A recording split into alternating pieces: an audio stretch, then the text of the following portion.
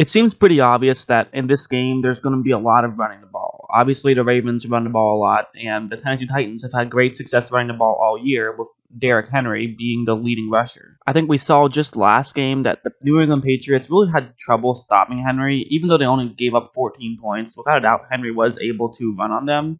And I think that this Baltimore Ravens defense could be well suited to stop them, but again, it's really hard to stop this rushing unit. So I'm just going to preview how the Titans like to run the ball, how the Baltimore Ravens can attack that style of running the ball, and I'll just jump into it right here. Let's start off with this play.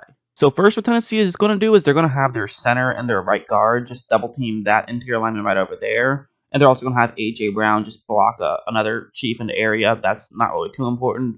What's actually the most important block is going to be the right tackle, as he's going to be blocking an edge rusher just for a second, but then he's going to move up to try to block a linebacker who's in the second level right there. Actually, that's not a linebacker, that's a safety, Daniel Sorensen, but he's in the box, so same idea. So he's going to block him, and then it'll actually be a tight end who's going to run over, and he's going to finish off the block of the edge rusher right over there.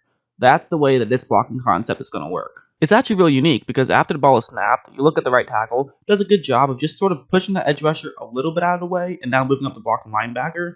And if you are a Kansas City player, oftentimes if you're left unblocked, sometimes you will expect that means that they're running away from you, especially if you're an edge rusher. Usually you might leave the edge rusher unblocked if you're running in the opposite direction. And so in his mind, he's thinking, okay, that's probably what's happening right here.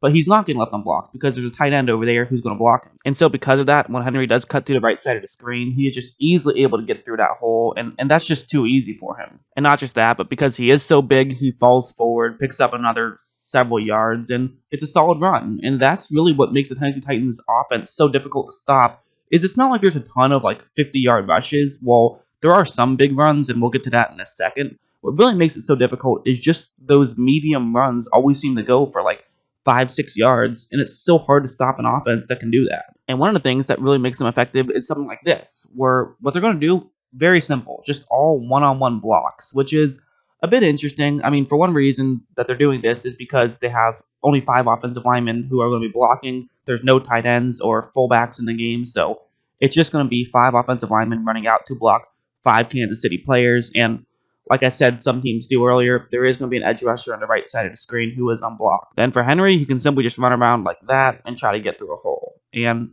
after the ball is snapped, take a look at what is happening here. Henry appears to have some running room here, but if you look at that Kansas City player, he is definitely running over to try to see if he can potentially make a tackle on Henry.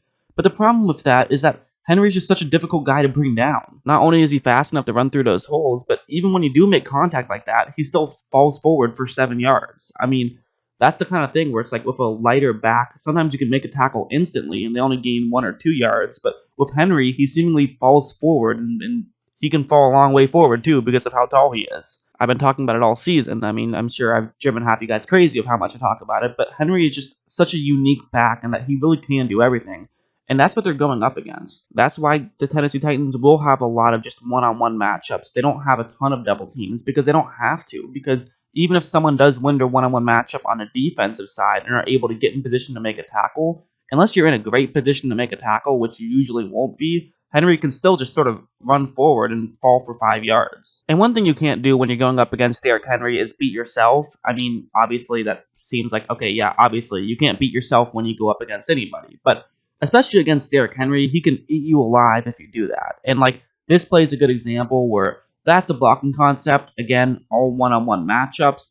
And if you notice, there is an edge rusher who is unblocked because it's going to be around to the right side of the screen. So why have someone block him when you can sort of get an extra blocker by just moving everybody one over? That's Chris Jones, who, pretty good, pretty talented guy right there. But watch how right when the ball is snapped, he just doesn't get far over enough. He's still pretty close to the left side of the screen, meaning that there is potentially a huge hole if Henry wants to run sort of in his direction where he should be, which is a lot closer to the tackle than where he is now. And Henry's aware enough that he realizes that, moves in that direction, and all he had to do was make one safety miss, and he can run the rest of the way for a touchdown. That's all he had to do. So that's who you're dealing with. You make one slight mental mistake, and he could turn that into a touchdown. That's the kind of talent you're going up against if you are Baltimore, and you do have to be very wary of that. And listen, even though I do think the Titans' defense is more well-suited than other teams and more well-suited than people might realize to stop the Baltimore Ravens offense, Lamar Jackson's still going to put up points. He's still MVP for a reason. You're going to have to score some points if you're Tennessee. So for Baltimore, they can't be letting those types of plays happen.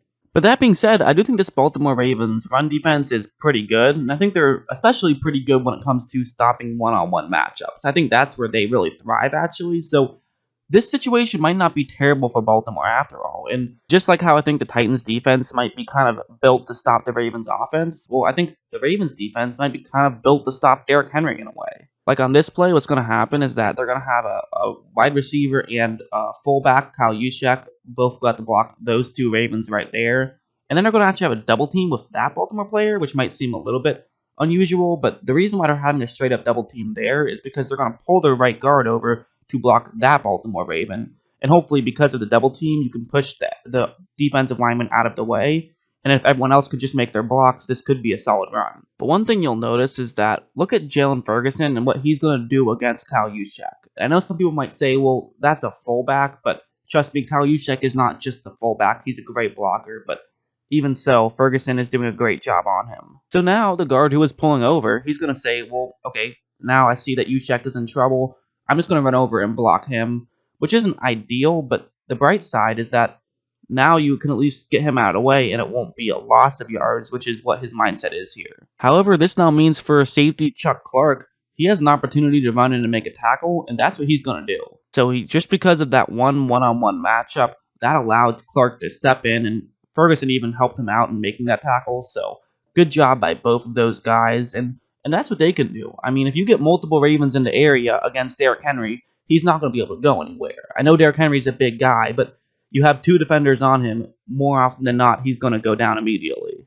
And that's the goal. I mean, this Titans team thrives off of 5, 6, 7 yard runs, so you can't let that happen. And I think Baltimore might be able to not let that happen. One more example is a play like this, where it's going to be a run to the right side of the screen. And so for San Francisco, they're going to have their right tackle and also George Kittle double team and edge rusher, and then their right tackle will move up to block a linebacker, and then it'll be all one-on-one matchups. But really the key guy I want you to take a look at is going to be Patrick Onwuasor. I think that he is the key guy in this play because watch what happens right when this ball is snapped. So a tackle is moving up to try to block him, but notice how he just keeps his eyes on the halfback. He's paying attention here, sees that the halfback is going to cut sort of towards the middle of the field, and so he's not going to allow the tackle to just push him out of the way. He's going to make sure that he can run over to that side of the screen and also try to make a play. And not just that, but you also have Josh Bynes, who's doing a great job of winning his own one-on-one matchup as well. He's going to get off that block pretty quickly. And notice how they're both able to run over and get in position. At this point, there's nothing Tevin Coleman can do right here. And listen, I get it. Derrick Henry is 2 inches taller and 30 pounds heavier, but watch how Coleman here just has no way of getting through. And I don't care if Coleman weighed 30 more pounds, he's not getting through when there's two Baltimore Ravens who are in the way of him. I mean, that might be what you have to do sometimes. Not just have one guy help get in the way, but have multiple guys win your one-on-one matchups. If multiple guys can get off their blocks, Henry's not going to be able to beat two guys, you know? Even if one guy is able to get off, you might be able to make a tackle just if you can get in perfect position. It's difficult to do that. Chances are he will get a 5 or 6 yard run. But, you know, this Baltimore team is kind of built around, especially on defense. We don't necessarily have these superstars, but we have guys who are good and can do their role. And pretty much all 11 guys on the field are capable of making a play, which is what makes that defense still very good. And obviously their offense is another story. They obviously have stars, but they have the MVP. But on defense, and well, yes, they do have star players on defense as well. It is built around the idea of we just want everyone who can make a play, and everyone on that team can make a play, which is why the Titans have their work cut out for them, but so do the Ravens. You know, this should be a big-time matchup. If I have to make a bet, I'm saying that the Ravens are going to win. I mean, that's what I said in my playoff prediction video when I predicted the Titans to make it here. I have the AFC. I predicted that perfect. I was 0 for 2 in the NFC, but in the AFC, I'm perfect, so hopefully I'll keep that going. I do think the Ravens win this game, but, I'm never one to count a team out, especially in the postseason. But that's just me. Let me know in the comments below, what do you think the final score of this game will be? Will the Ravens win, or will they get, just blow out the Titans, or can the Titans win? I think they're all possibilities, honestly. I don't think the Titans will blow the Ravens out. I'd be very surprised to see that, but I think the other three things are possibilities, so let me know in the comments below what you think. I hope you guys enjoyed this video, and of course, as always, thanks for watching.